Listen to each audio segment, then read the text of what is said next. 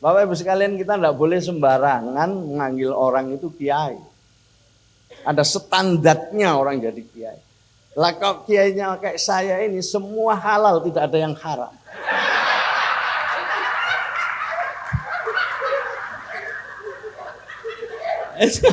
Itu problem itu. Ya ini ya, jadi terus terang ya, belum sanggup untuk menjadi kiai. Kalau sekjen iyalah, tapi sekjen kan tidak harus kiai.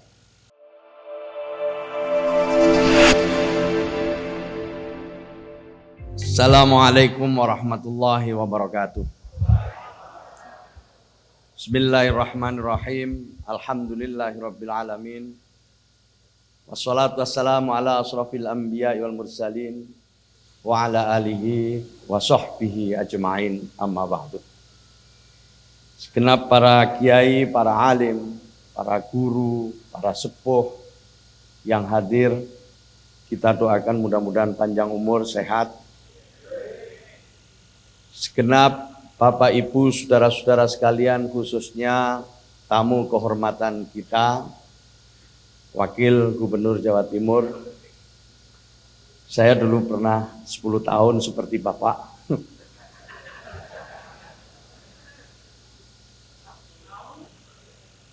Mas Emil yang saya hormati beserta jajaran, ada Kepala Dinas Tenaga Kerja Pak Himawan, Bu Hayani yang mewakili Menteri Tenaga Kerja yang saya hormati beserta jajaran, Bapak Kiai Saiful Bahri Ansori, Presiden DPP Konfederasi Sarbu Musi yang saya hormati beserta Pak Sekjen dan jajaran, Pak Bupati Gus Ahmad Muhdor yang saya hormati beserta jajaran, ada tadi Wakil Bupati Mojokerto, segenap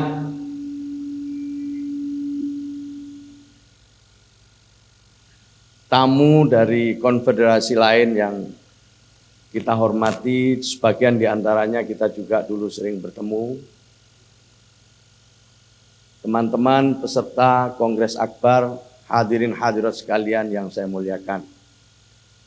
Saksampunipun muji syukur dumateng Allah Subhanahu wa taala dan mengirim sholawat kepada Rasulullah sallallahu alaihi wasallam, saya dan Pak Umar Shah, salah satu ketua PBNU, ditugaskan oleh ketua umum untuk mewakili hadir di dalam suatu pertemuan akbar Sarbu Musi ke-6 di Sidoarjo ini.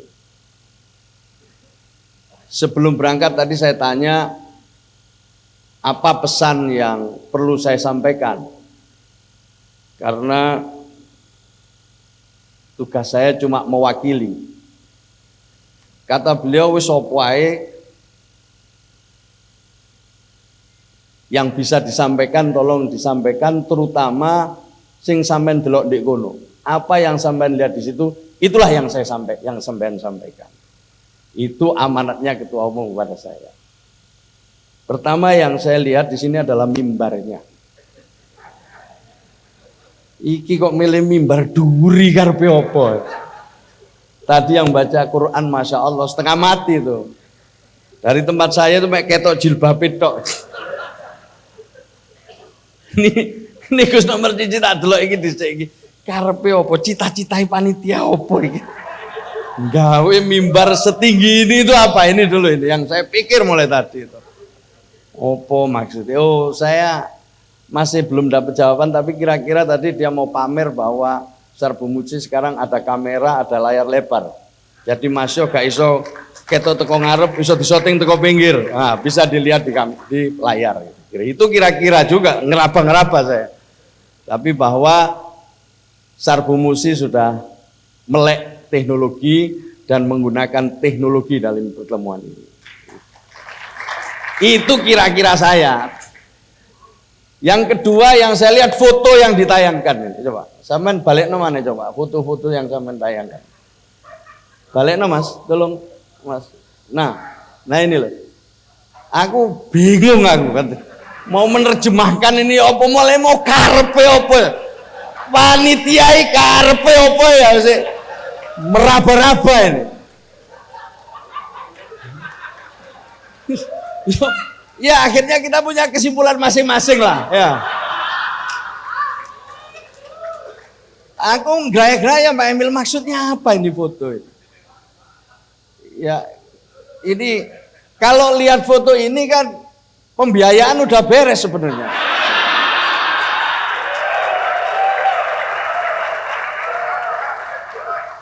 Tapi mulai saya turun dari mobil sampai ini panitia bisik-bisik kurang pak. Gak imbang ambil foto nih.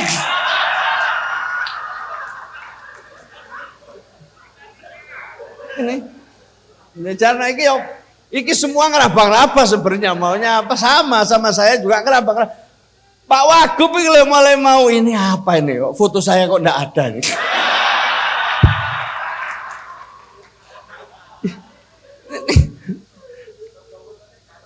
Iya saya enggak tahu. Ya nggak tahu, saya nggak berani komentar. Terus terang kami nggak berani. Silakan ambil keputusan sendiri-sendiri, ambil kesimpulan sendiri-sendiri silakan nih. Karepe opo?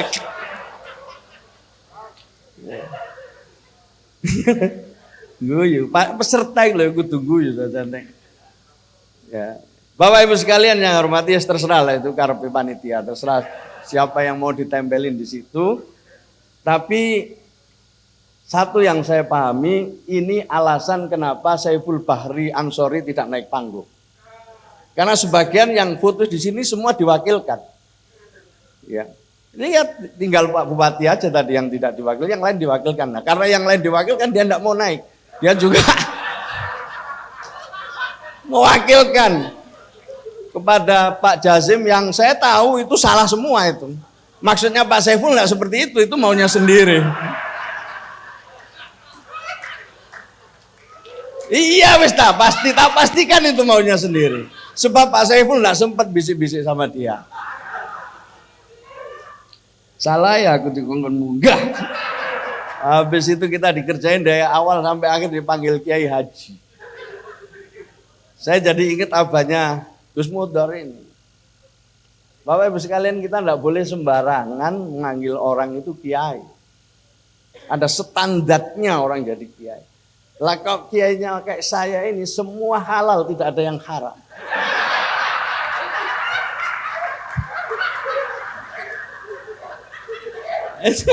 Itu problem itu. Ya ini ya jadi terus terang ya belum sanggup untuk menjadi kiai. Kalau sekjen iyalah, tapi sekjen kan tidak harus kiai. Tapi kumpul kiai ya. Oleh karena itu terus terang Pak Wagub, saya jadi ikut gemeter karena banyak dipanggil kiai mulai awal sampai akhir. Terakhir ditambahin Romo. Ampun tenan Romo kiai sempurna sekali. Nah, Bapak Ibu hadirin sekalian yang saya muliakan, saya tidak bisa lagi bicara banyak karena sebenarnya substansi hampir semua sudah disampaikan, mulai dari ketua panitia tadi yang lebih lancar berbahasa Inggris daripada bahasa Indonesia. Ini bahasa Inggris lebih lancar, giliran bahasa Indonesia yang fasih cuma nyium benderanya tadi.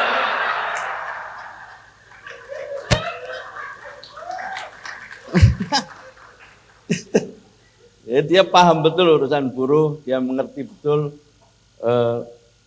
isu-isu utama buruh termasuk undang-undang yang menghambat keadilan buruh, dia kenal semua. Tapi ya kadang-kadang ada orang itu yang ya pinter tapi ngomongnya tidak lancar, ada yang nggak patek pinter tapi ngomongnya lancar. Beda-beda. Tapi ini tadi orang hebat itu. Selamatlah. Kadungakno dadi ketua umumnya ketua. Dadi dhuwure.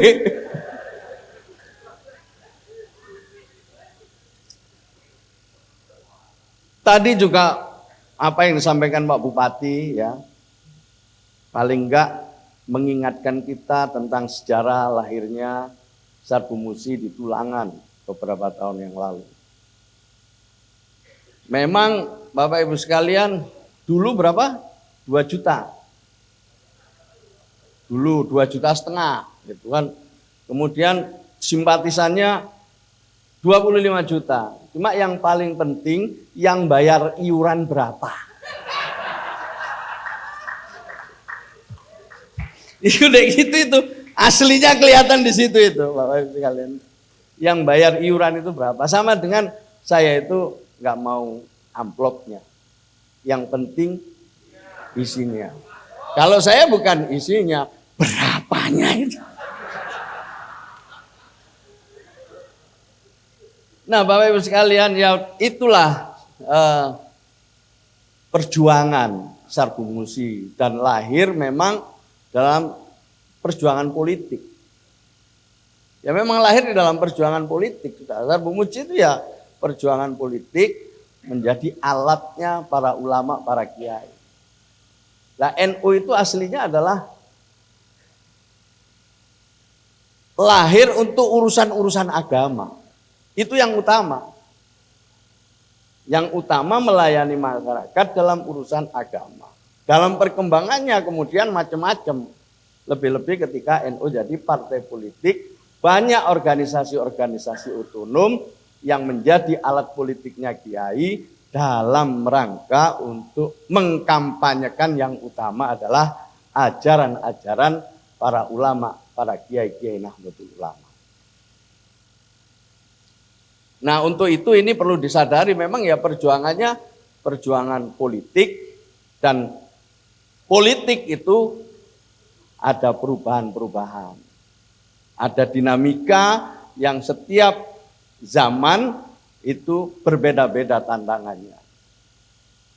Kali ini tadi sudah disinggung oleh Pak Wakil Gubernur, disinggung oleh Bu Dirjen, tantangan kita hari ini adalah tantangan kemajuan teknologi yang luar biasa.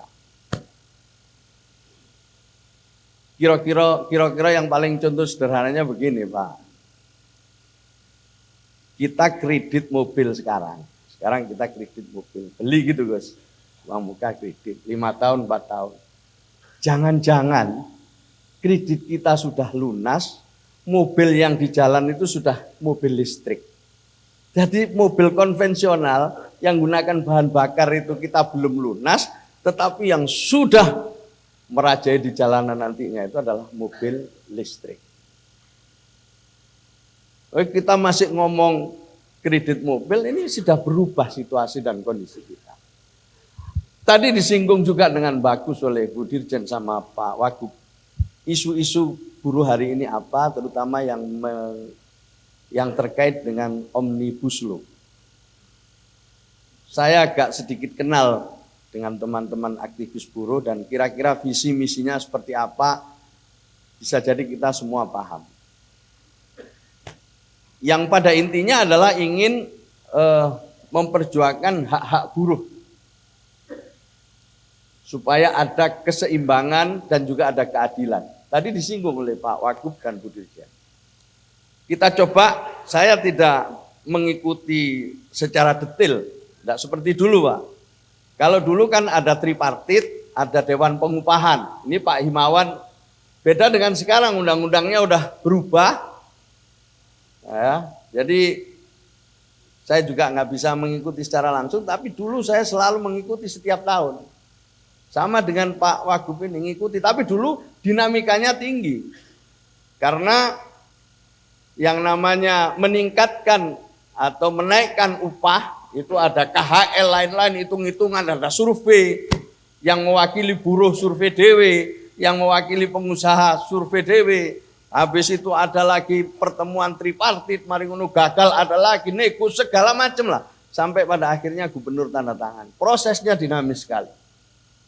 Tekan menekan, bahkan orang kayak kita yang di pemerintahan itu, betul kata Pak Wagub, sekali-sekali dianggap pro pengusaha, sekali-sekali dianggap pro buruh. Pernah kita bertahun-tahun oleh buruh ini dianggap pro pengusaha, tapi ada bertahun-tahun juga kita dianggap oleh pengusaha terlalu pro buruh karena kenaikan upahnya terlalu tinggi. Jadi pemerintah selalu dalam posisi yang sangat sulit. Bapak Ibu dan saudara-saudara sekalian, ada beberapa isu-isu. Yang pertama itu memang soal sangon, sering diumum. Gambarannya kira-kira begini, kalau dulu, undang-undang yang dulu itu, bekerja 20 tahun itu kira-kira pesangonnya sekitar 150 juta lebih lah. Tapi sekarang antara 50 sampai 60 juta. Ini yang menurut buruh kurang adil. Itu kira-kira gitu. Saya kalau saya enggak dengar ya, kalau saya enggak salah ini ya, Pak ya. Terus kemudian soal outsourcing. Kalau dulu hanya 5 bidang, sekarang semuanya boleh outsourcing. Yang paling serius juga, kalau dulu pekerja asing bisa dibatasi, tapi sekarang tidak mungkin lagi. Bisa jadi 5-10 tahun banyak orang boleh jualan pisang goreng di pinggir-pinggir jalan. Dan lebih berkualitas, lebih enak. Bisa jadi nanti ada orang jualan pecel, tidak lagi orang Madiun, tapi bisa jadi warga negara Prancis.